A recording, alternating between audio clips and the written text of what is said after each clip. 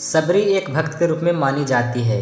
आज भी माता सबरी का जन्म तिथि सबरी जयंती के रूप में मनाई जाती है। सबरी माला मंदिर में भी इस दिन उत्सव होता है। पौराणिक युग में कई ऐसे भक्त थे जिनके लिए स्वयं धरती पर भगवान उतरते थे और उन्हें अपना आशीष देकर स्वयं को गौरवान्वित मानते थे। ऐसी ही एक भक्त थी सबरी। रामायण की कथा में यह देवी सबरी के बेर से प्रसिद्ध है। सबरी एक आदिवासी भील की पुत्री थी। देखने में बहुत साधारण पर दिल से कोमल थी। सबरी का जन्म फाल्गुन माह की कृष्ण पक्ष की दूज के दिन हुआ था। इनके पिता ने इनका विवाह निश्चित किया, लेकिन आदिवासियों की एक प्रथा थी, किसी भी अच्छे कार्य से पहले निर्दोष जानवरों की बलि दी जाती थी। इसी प्रथा को पूरा करने के लिए इनके पिता सबरी के विवाह के एक दिन पूर्व 100 भेड़ बकरियां लेकर आते हैं। तब सबरी ने पिता से पूछा, पिताजी इतनी सारी भेड़ बकरियां क्यों लाए हैं? तब पिता ने कहा, सबरी यह एक प्रथा है जिसके अनुसार प्रातः तुम्हारी विवाह की विधि से पूर्व इन सभी भेड़ बकरियों की बलि दी जाएगी। यह सब कहकर उनके पिता वहां से चले जाते हैं। प्रथा के बारे में सुन सबरी को बहुत दुख होता है। वो पूरी रात उन भेड़ बकरियों के पास बैठी रही और उनसे बातें करती रही। उसके मन में एक ही विचार था कि कैसे इन निर्दोष जानवरों को बचा पाए। तब ही एकाएक सबरी के मन में ख्याल आता है और वो भोर होने से पूर्व ही अपने घर से भागकर जंगल चली गई, जिससे वो उन निर्दोष जानवरों को बचा सके। सबरी भली भांति जानती थी अगर एक बार वो इस तरह घर से बाहर चली जाएगी तो कभी उसे घर वापस आने का मौका नहीं मिलेगा। फिर भी सबरी ने खुद से पहले उन निर्दोषों की सोची और घर से बाहर निकलकर सबरी एक जंगल में जा पहुंची। अकेली सबरी जंगल में भटक रही थी। तब उसने शिक्षा प्राप्ति के उद्देश्य से कई गुरुवरों के आश्रम में दस्तक दी, लेकिन सबरी तुच्छ जाति की थी, इसलिए उसे सभी ने धुतकार के निकाल दिया। सबरी भटकती ही मतंग ऋषि के आश्रम पहुंची और उनसे अपनी शिक्षा प्राप्ति की इच्छा व्यक्त की। मतंग ऋषि ने सबरी को सहर्ष अपने गुरुकुल में स्थान दे दिया। अन्य सभी ऋषियों ने मतंग ऋषि का तिरस्कार किया, लेकिन मतंग ऋषि ने सबरी को अपने आश्रम में स्थान दिया। सबरी ने गुरुकुल के सभी आचरणों को आसानी से अपना लिया और दिन रात अपने गुरु की सेवा में लग गई। सबरी जतन से शिक्षा ग्रहण करने के साथ साथ आश्रम की सफाई, गौशाला की देखरेख, दूध दोहने के कार्य और सभी गुरुकुल के वासियों के लिए भोजन बनाने के कार्य में लग गई। ऐसे ही कई वर्ष बीत गए।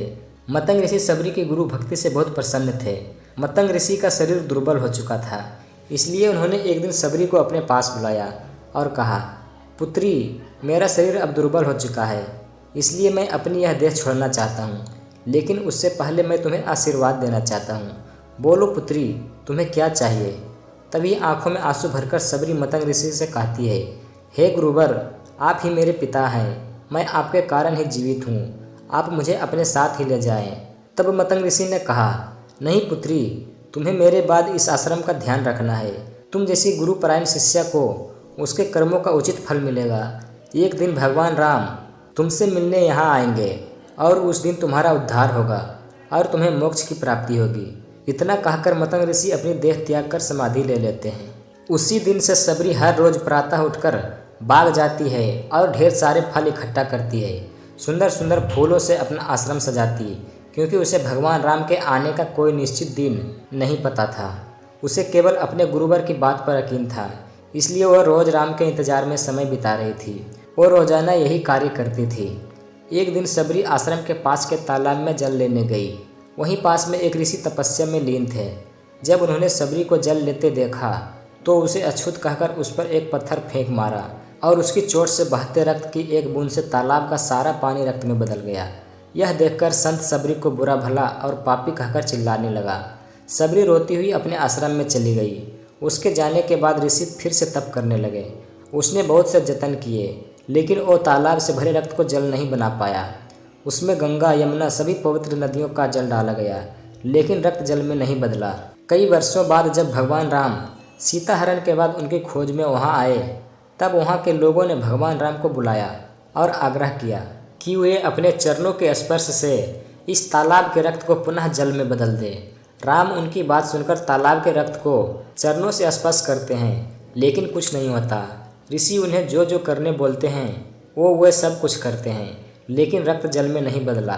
तब राम ऋषि से पूछते हैं, हे ऋषिवर, मुझे इस तालाब का इतिहास बताएं। तब ऋषि उन्हें सबरी और तालाब की पूरी कथा बताते हैं और कहते हैं, हे भगवान, यह जल उसी शूद्र सबरी के कारण अपवित्र हुआ है। तब भगवान राम ने दुखी होकर कहा, हे गुरुवर, यह रक्त उस देवी सबरी का नहीं, मेरे हृदय का, जिसे तुमने अपने अपशब्दों से घायल किया। भगवान राम ऋषि से आग्रह करते हैं कि मुझे देवी सबरी से मिलना है। तब सबरी को बुलावा भेजा जाता है। राम का नाम सुनते ही सबरी दौड़ी चली आती है।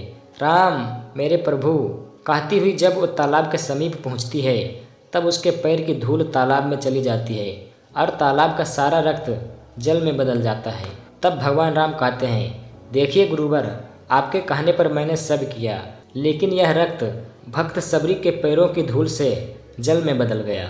सबरी जैसे ही भगवान राम को देखती है, उनके चरणों को पकड़ लेती है और अपने साथ आश्रम लाती है। उस दिन भी सबरी रोज की तरह सुबह से अपना आश्रम फूलों से सजाती है और बाग से चख चख कर मीठे बैर अपने प्रभु श्री राम के लिए चुनती है। वो पूरे उत्साह के साथ अपने प्रभु राम का स्वागत करती है और बड़े प्रेम से उन्हें अपने जूठे बैर परोसती है। भगवान राम भी बहुत प्रेम से उसे खाने उठाते हैं। तब उनके साथ गए लक्ष्मण उन्हें रोक कर कहते हैं, भ्राता, ये बैर जूठे हैं। तब राम कहते हैं, लक्ष्मण, यह बैर जूठे नहीं, सबसे मीठे हैं, क्योंकि इनमें प्रेम है और ये बहुत प्रेम से उस बैर को खाते हैं। और इस प्रकार मतंग ऋषि का कथन सत्य होता है और देवी सबरी को मोक्ष की प्राप्ति होती है और इस तरह भगवान राम सबरी के राम कहलाए।